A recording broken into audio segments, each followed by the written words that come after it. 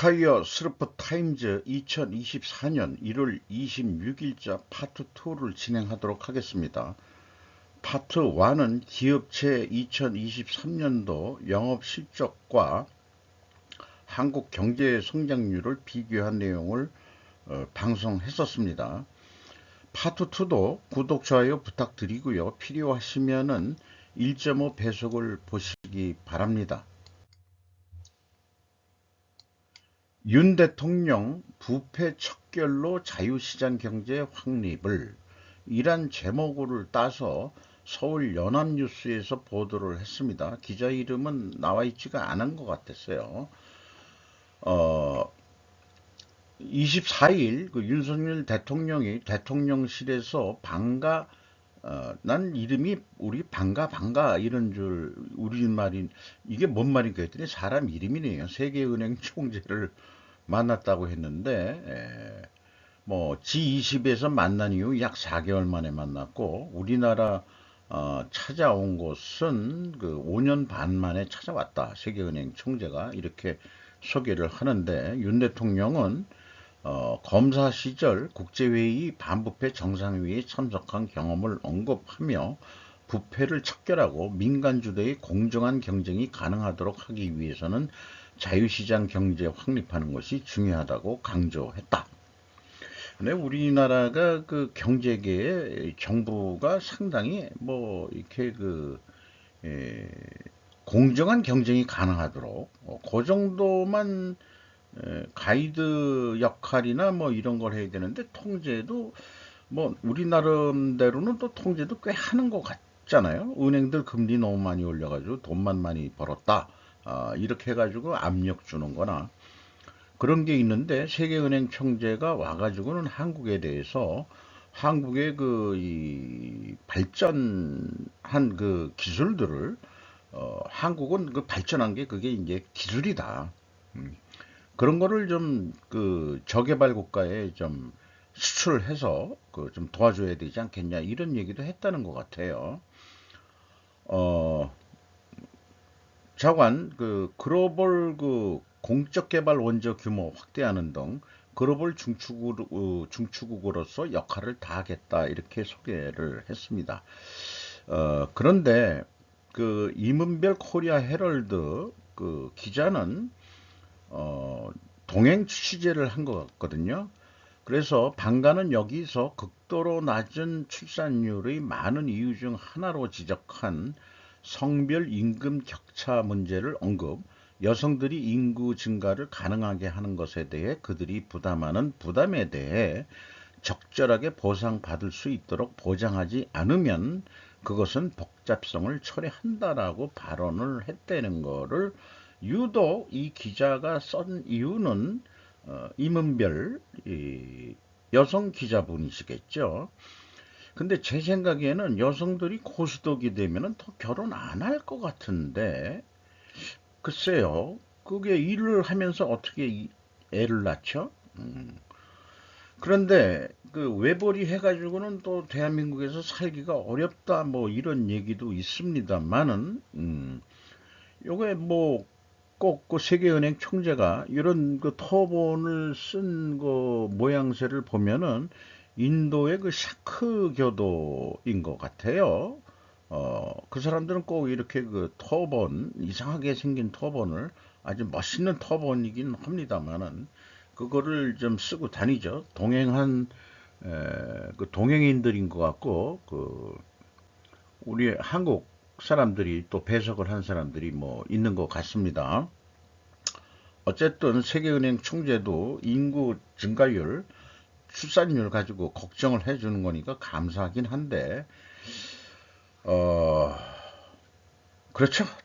뭐, 월급 많이, 임금 격차 없애주는 게 또 뭐, 좋겠죠. 그건 뭐 동의합니다. 여성, 요즘 우리 일하는 형식이 그 인터넷이나 뭐 이런 4차 산업혁명 되면서 그 사무실에서 일하는 방법이 컴퓨터하고 많이 일을 하기 때문에 남녀의 차이가 크게 없어졌을 거예요. 생산 현장 빼놓고는. 그러나 그 생산 현장 그 여성 근로자들이 많은 공장들이 또 있죠. 그런 데는 아무래도 임금 격차가 좀 있긴 있을 것 같기도 하고요. 그렇습니다. 지적은 좀 잘한 것 같긴 해요. 네, 인정합니다. 그래서 이런 기사가 떴습니다. 저는 한국에 있는 미국인입니다. 여기에 살면서 더 큰 가족을 가질 수 있었습니다. 메더리스 리 칸노 비즈니스 인사이더에서 보도한 내용인데요. 저는 2007년에 한국으로 이사 와서 지금의 남편을 만난 지 얼마 되지 않았습니다. 한국 사람인 줄 알았는데 아닌 거고요. 저희는 2세, 8세, 12세 3명의 남자아이가 있으며 3개국어로 키우고 있습니다. 영어하고 그다음에 또 뭐 있대요. 그 남편이 페르시아인이라고 되어 있습니다. 산후 2주 동안 무료로 둘라 이게 조산 그러니까 이제 그 출산을 하고 좀 도와주는 거를 둘라라고 하는 것 같아요.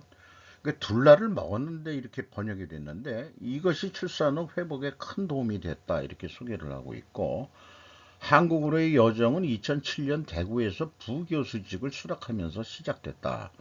부교수 정도면은 그 높은 임금 수준을 받는 그런 직종이겠죠.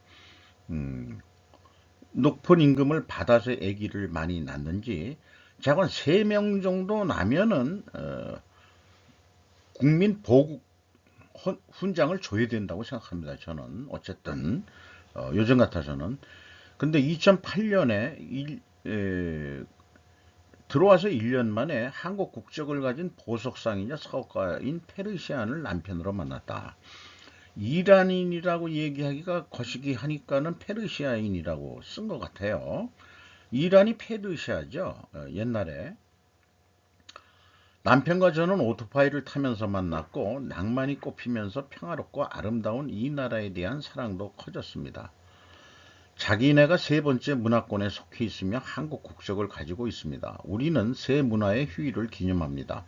우리는 집에서 한국어, 영어, 페르시아어 세 가지 언어를 사용합니다. 집에서. 애들을 한국 학교에 다 보낸 것 같아요.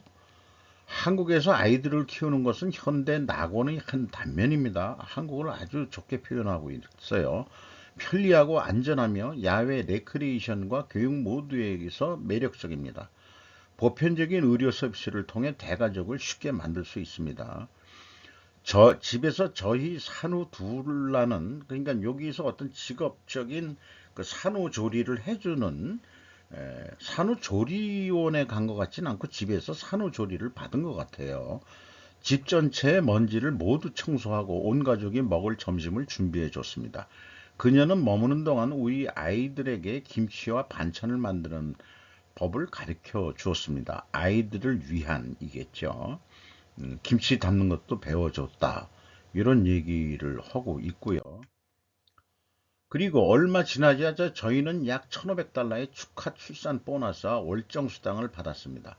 모든 신생아는 첫 해에 약 528달러의 월급여를 받으며 초등학교 초기까지 점차 감소합니다. 대구에서 출산 장려금에다가 또 요즘 생활비 준다 그러죠. 애기 좀 빨리 좀 많이 낳으시라고.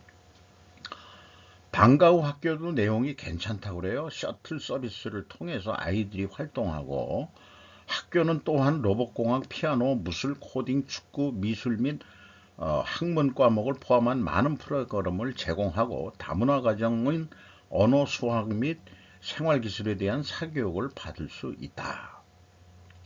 방과 후 학교면은 이게 돈이 안 들어가는 모양이죠. 우리는 계속해서 한국이 제공하는 교육기회, 문화, 그리고 물론 맛있는 음식을 수용할 것입니다.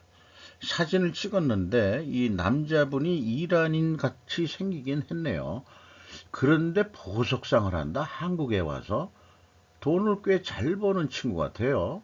이렇게 어떻게 만나가지고 혼혈인이 또 나왔는데 남자가 한국인이었으면 얼마나 더 좋았을까 하는 생각도 있는데 그런데 이렇게 기고를 했지만은 자식을 셋이나 낳을 수 있었던 것은 충분한 경제력 덕분 아니었겠느냐. 남편도 보석상이라는데 이란에 무슨 보석 광산이 있나요? 거기서 갖다가 우리나라에 파는 건가? 뭐 독특한 그런 가족이네요. 어쨌든 한국 국적을 다 가지고 있고 한국인인 거죠. 이중 국적을 가지고 있는지 모르지만 그래서 제 생각에는 이 한반도가 전번에 했을 때 기후 변화라든가 뭐 등등 해가지고 지하자원은 뭐 참 그 축복받지 못한 땅이지만은 기후적인 측면이나 삼면이 바다라는 거에서 그 다양한 수산물로부터 시작해가지고 한반도가 어찌 보면은 상대적으로 축복받은 땅 같다. 봄철에 황사가 날라오는 거 빼놓고는 나름대로는 그 온대 지방에서 사계절이 분명한 그런 나라에서 살기가 그래도 좀 좋은 나라 아닌가 그런 생각이 들어서 미국인들이 한국인들이 되고 있다. 한국에서는 미국과 이란, 페르시아가 결혼도 했다라고 제가 제목을 붙여봤습니다. 한국 출산율이 떨어지면은 미국 사람들이 이제 왕창 들어와서 자기네가 애 낳고 한국 사람 되겠다. 요런 얘기가 되겠네요. 그래서 아까도 그 어디서 또 좀 표현할 거지만 다음 장에 제가 표현할 건가? 한국은 다인종 국가가 될 것 같습니다. 중국 빼고요. 그래서 요게 어, 파트 1에서도 소개를 한 거지만은 국가주의 발생 근원은 신교와 구교의 무력 그 싸움, 전쟁에서 30년 전쟁을 유럽에서 했는데 자, 우리 그만 싸우자. 종교, 신교 인정하고 그리고 베스트 팔레인 조약 맞죠? 조약에 의해 같은 지역에 사는 다양한 사람들을 다 인정하자. 그게 이제 그때 나온 게 국가주의가 나왔죠. 그래서 요거는 그 파트 1에서 그 좀 미리 얘기를 한 거고요. 한국의 그 경제 발전 그 루트는 이렇게 두 갈래길로 서울에서 만나가지고 그 원산 함흥을 통해서 저기 그 나진이나 블라디보스토크까지 연결하는 경제 벨트를 만들 수 있을 거라고 생각이 들고 미래에 서울을 경유해서 개성 지나서 평양 그다음에 신의주까지 우리가 그 경제 발전 그런 그 벨트가 우리 한반도에 형성되면은 외국인들이 더 많이 와서 살지 않겠냐. 한국 출산율 떨어져도 그런 생각을 제가 해보고 있습니다. 미래의 희망적인 시나리오죠. 그래서 그 2024년 벽도 북한의 김정은은 민족주의를 버렸다. 이는 남한의 좌파에게 혼란을 주고 있을 것 같아요. 그동안의 민족주의를 되게 줄창 우리 민족끼리 해가지고 종북주의자들 주체 사상 어쩌고 저쩌고 하는 그 운동권 애들 이제 운동권 애들도 나이가 뭐 저보다는 다 어리지만은 이제 저 그만 좀 니들 그 정치판에서 내려와라 좀 제발. 응? 좀 미래 지금 젖순찬 국가에서 지금 그거 뭐 이념 따지고 뭐 하면서 할 필요가 있겠냐? 응? 내려오고 우리 한국이 지속 가능한 나라가 될 수 있는데 어떻게 해야 될 건지를 그래서 다인종 국가가 될 것 같아요. 그리고 그 김정은이가 말하는 국가는 전형적인 서구의 국가주의도 아닌 거고 또 남한을 제일 주적으로 했는데 우리 국방백서에도 문재인 정권 때 주적이란 말을 뺐다가 이제 다시 넣기로 했죠. 그런데 저는 개인적으로 중국을 제1의 주적으로 한다라고 했고 제2의 주적이 북한이다. 제가 그 대통령이라면은 중국이 그 제1의 주적이라고 저는 그렇게 해가지고 아주 중국하고 단교까지 하든지 중국에 그 많이 투자한 기업인들이나 이러면 죽을 맛이겠죠. 그렇게 되면. 그래서 이제 제가 고난의 행군을 자꾸 얘기를 하는 거죠. 떨어져 나야 된다. 중국하고는. 시장 경제는 민간 자본주의를 전제로 하는데 시진핑은 이를 거부하고 또한 북한도 마찬가지라고 파트 1에서 얘기를 했습니다. 어쨌든 중국은 국가 자본주의로 가는 것 같고 공동 부유는 결과적으로 공동 빈곤으로 결과가 나올 거라고 저는 예상하고 북한도 마찬가지 그런 현상이 지금 있습니다. 돈을 갖다가 무기 만드는 데만 쓰고 있으니 국민 생활은 그렇고, 요거는 뭐 이미 나온 거지만은 나는 이런 탑이 있는 줄 몰랐어요, 솔직히. 국내에서 잘 보도를 안 해서 그랬는지 모르지만은 요거 철거했답니다. 남북 우리 같은 동족 아니다. 우리는 이제 남이다. 음, 이렇게 되니까 이걸 철거했답니다. 요거는 로이터 통신에서도 보도를 했어요. 1월 24일 날. 그런데 이제 그 국가 자본주의가 돼 있는 이 북한도 이런 거가 이제 보도를 그 조선중앙통신을 통해서 했대는데, 김정은 지방의 생품빌도 제공 못해 북배급만 붕괴 이례적 시인, 이렇게 제목을 달아가지고 신규진, 신진우 두 사람의 기자가 다 신신에 보도를 했습니다. 심각한 정치 문제 매우 한심. 식량량 불만 커지자 간부 탓 돌려. 북 작년 상반기 240여 명 굶어 죽어. 먹거리 찾아 떠도는 꽃제비 급증. 이렇게 소제목으로 했고, 뭔가 그 회의 때 뭔가 얘기하는 장면을 찍은 거를 보여주고 있네요. 요 사진에 대한 설명이고요. 그 다음에 지방발전 20 곱하기 10이라는 게 뭔지 모르겠지만은 이거를 지시를 했다. 이런 얘기고, 우리나라 정부 고위 소식통에 따르면은 실제 지난해 북한 일부 지방에서 주민 70 내지 80%가량이 배급을 제대로 받지 못한 것으로 전해졌답니다. 그리고 1990년대가 고난의 행군, 제가 얘기하는 고난의 행군 겪으면서 이미 망가질 대로 망가진 북한의 사회주의 배급 시스템은 신종 코로나 바이러스 감염증의 기간을 거치면서 만성적인 식량난과 장마당 통제 등 당국의 조치도 실패까지 겹쳐 가속화됐다. 이렇게 얘기를 하고 있고요. 또 우리나라 그 정부 소식통은 김정은의 이번 질책은 시장 대신 국가 배급 등 통제 시스템을 더욱 강화하겠다는 메시지라면서, 북한이 러시아에 무기를 팔면서 상당 규모의 외화벌이를 했겠지만은 이를 분배 체제 개선, 분배 분배정이 뭐 운운하는데, 그 좌파들은 지방 발전 등 우리 좌파들 하는 얘기하고 어떻게 다 똑같지. 지방 발전.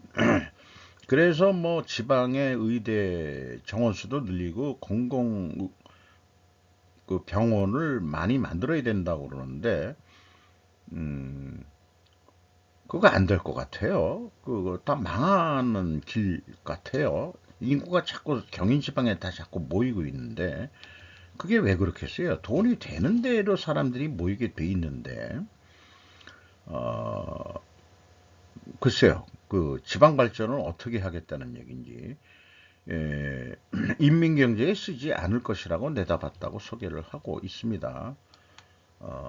요거는 요런 내용도 그 외국 뉴스 보도에 똑같이 나온 사진을 이렇게 게재한 게 있어가지고 그냥 가져왔습니다. 아까 그 부패 척결 뭐 이런 윤 대통령이 얘기했는데, 공무원의 그 부패 이런 것도 있지만은 어, 그 말은 해놓고 또 그 부패라기보다는 그 어, 명품 김건희 리스크라고까지 얘기하는 것까지 나와 있는 상태에서 연초부터 잇따른 코스닥 횡령 배임, 투자자들 울상, 강정하 기자가 조선 비즈에서 보도를 했습니다. 올해만 노브랜 M&B, 아진산업, TLI 세 곳, 1년 사이 2번이나 횡령 배임 일어난 기업도 아진산업이 그렇다는 것 같아요. 내부 감시 위한 전산 시스템 도입 필요. 이런 얘기 허건 날 횡령 배임 나오면은 이런 뉴스들이 계속 나오는데, 공시제도 개선도 필요하다. 제가 스르프 얘기하면서 나는 재고자산 한 놈만 팬다고, 재고도 흐름으로 공시해라. 그리고 내부 회계 관리 제도도 개선해야 된다라고 얘기를 했는데, 잠깐 그 배임 횡령 사건이 계속해서 급증했는데, 그런 이유는 그 코스닥 상장사들이 그 임플란트 무슨 임플란트 그거 이후로 외부 감사가 강화되면서 그 좀 더 건수가 늘어난 거 아닌가?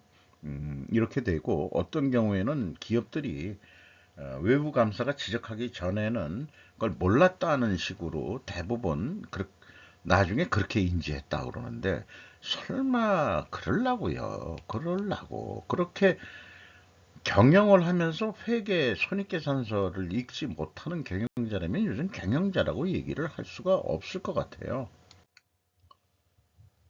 다만 요게 지금 얘기했던 거고 오슬람 임플란트 대형 사건 터진 다음에 2215억이나 어떻게 해먹을 때까지 그 회사가 몰랐는지 그때 그 매출 채권 이런 회전율하고 실제 그 수금한 거 뭐 이런 거 다 따져봐야 되는데 그래서 내부 회계 관리 제도가 그만큼 또 중요한 거고요. 어, 그래서 폼뱅킹이라는 거가 이제 필요하다는 주장이 나왔는데 기업의 그 ERP 시스템하고 금융기관하고 연결해야 된다. 제가 조직에서 일할 때는 뭐 일찍 물론 저도 좀 대기업 속에는 들어간 조직에서 일을 했었는데 벌써 한 30년 전에 그런 걸 다 구축을 했어요. ERP 도입하면서 은행하고 폼뱅킹이라고 그거 다 돼가지고 돈 주는 것도 옛날엔 수금 직접 오고 그랬는데 그 은행으로 다 그냥 자동 이체되고 이체되는 방식으로 그렇게 다 옛날부터 해 왔어요.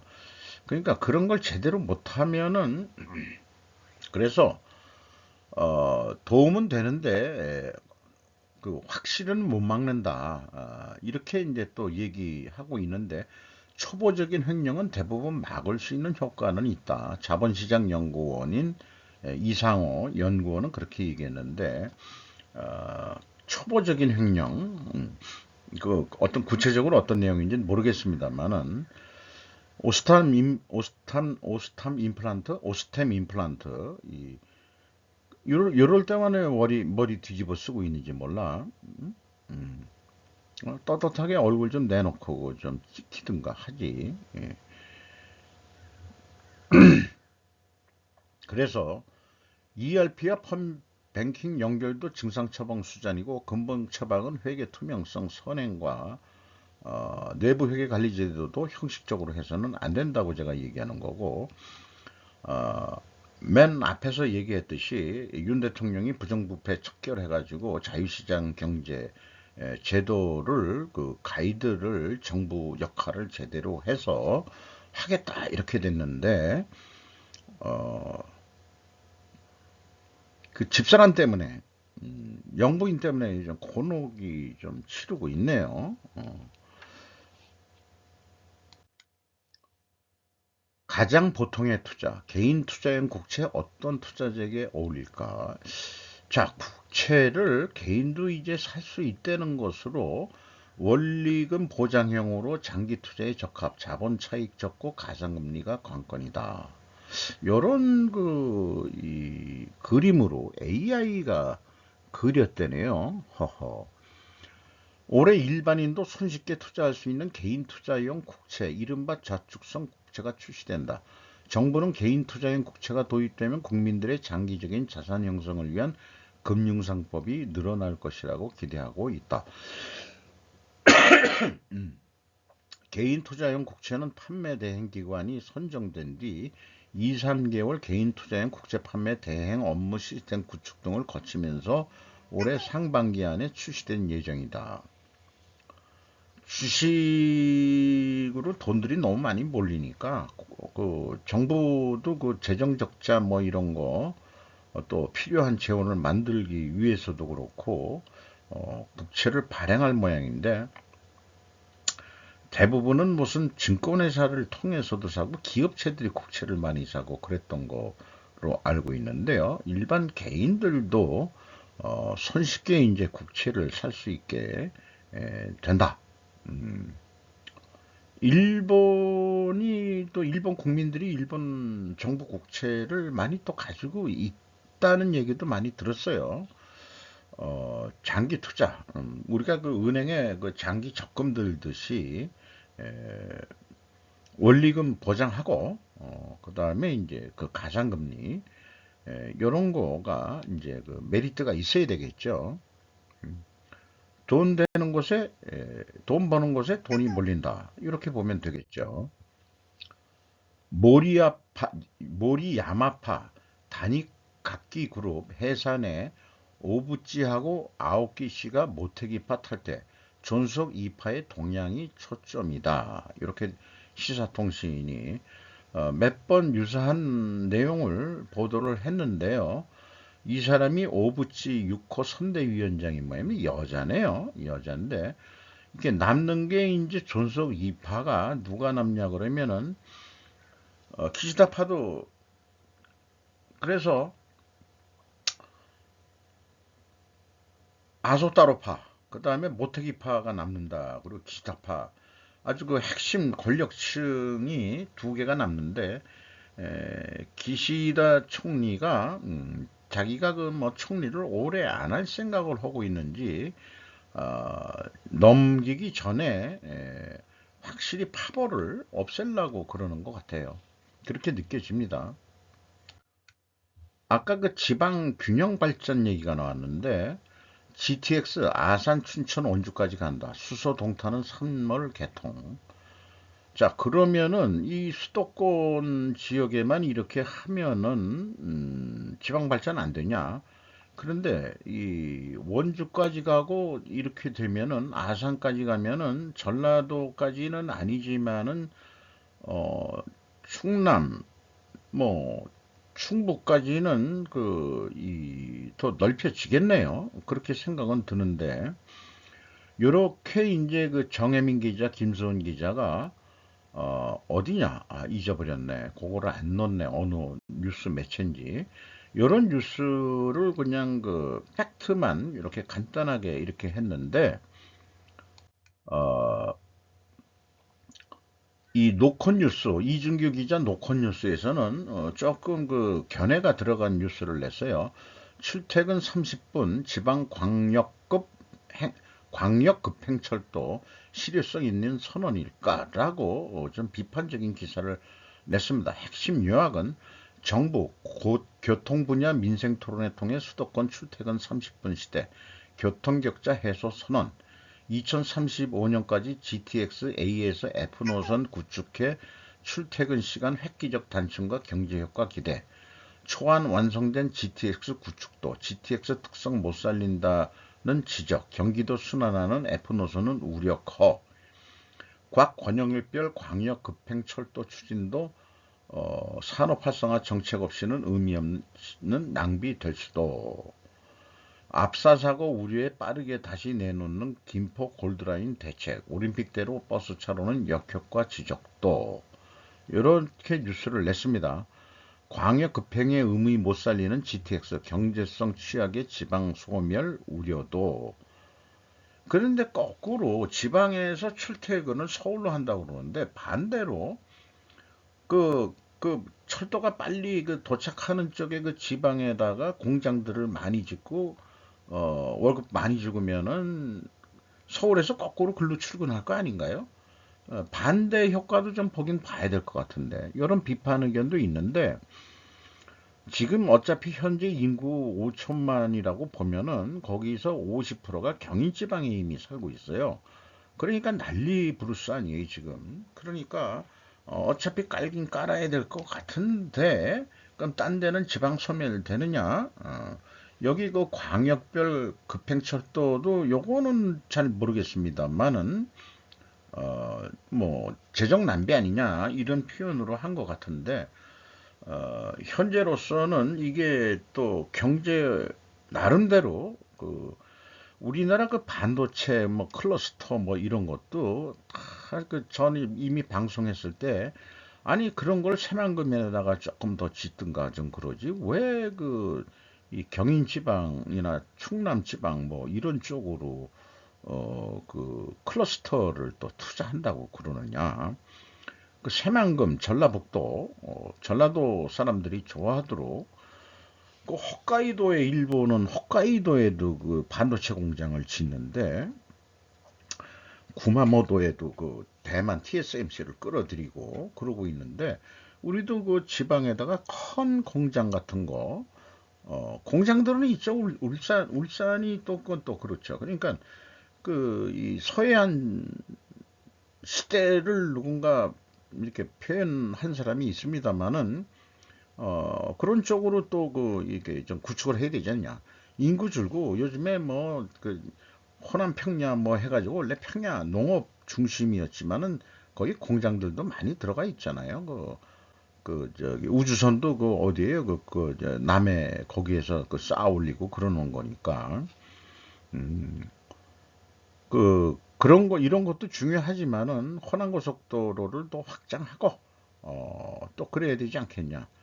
또 서해안 고속도로도 전에 한번 타고 내려가다 보니까 서해안도 차들이 많이 다니더라고요. 서해 고속도로도 그런 걸 좀 느꼈습니다. 그래서 좀 빠르게 이 철도도 그 이 좀 빠르게 다닐 수 있도록 그렇게 하면 좋을 것 같아요. 개인적으로 느낌이.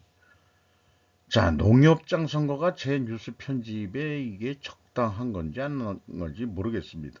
많은 시중은행에 농협도 들어갑니다만은 비상장 기업이다 보니까 농협이 얼마나 돈을 벌고 어떻게 됐는지 모르지만은 농협이 이 지주 체제가 돼 있다고 그러네요.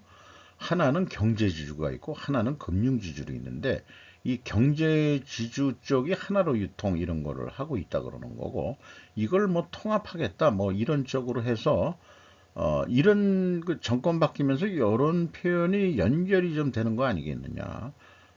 그동안에 서울시중은행이 그 호남권 출신들이 언제까지 할진 모르겠습니다만은 이제 나이들도 많이 먹고 그렇기 때문에 호남권 출신들이 시중은행장들을 꽤 많이 그동안에 해 왔었는데 농협이야 뭐 그런 색깔 없이 수시로 바뀌었는데 8년 만에 영남권 출신이 됐다는 게 뭔가 또 시사하는 바가 있는 것 같기도 해요.